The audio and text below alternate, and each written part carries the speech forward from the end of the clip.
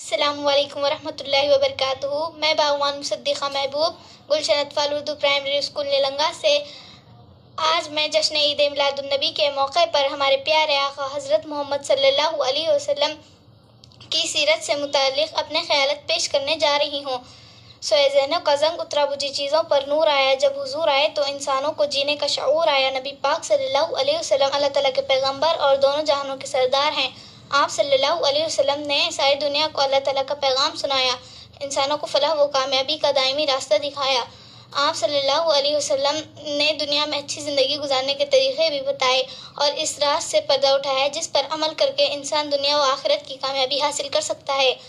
آپ صلی اللہ علیہ وسلم تمام نبیوں میں سب سے آخر میں تشریف لائے اور اپنی تمام زندگی ہدایت کی روشنی کے نام کی محنت کی، عظمت کا درس دیا، کفر و شرک اور فساد کا خاتمہ کیا۔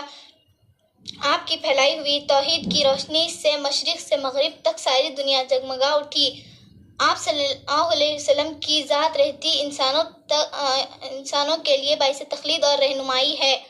آپ صلی اللہ علیہ وسلم کی زندگی کا ہر پہلو قرآن پاک کا عملی نمونہ ہے۔ آپ صلی اللہ علیہ وسلم کی تعلیمات روز قیامت تک انسانوں کے لیے فلاح اور نجات کا ذریعہ ہے۔ آپ صلی اللہ علیہ وسلم نے عورتوں کے حقوق بھی بتائے جو پیدا ہوتے ہی زندہ گور کر دی جاتی تھیں۔ آج عورتیں عزت و احترام کے ساتھ زندگی گزار رہی ہیں۔ آپ صلی اللہ علیہ وسلم نے رنگ و نسل اور فرقے بازی کا فرق مٹا ڈالا۔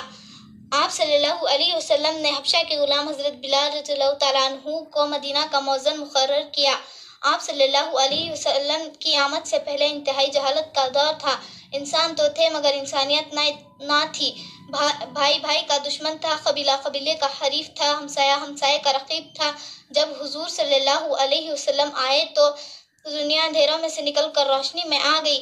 مشکل تھے جو راستے وہ آسان ہو گئے، دشمن بھی یہ دیکھ کر حیران ہو گئے۔ رکھا میرے نبی نے جب زمانے میں قدم تو پتھر بھی کلمہ پڑھ کر مسلمان ہو گئے۔ اللہ حافظ۔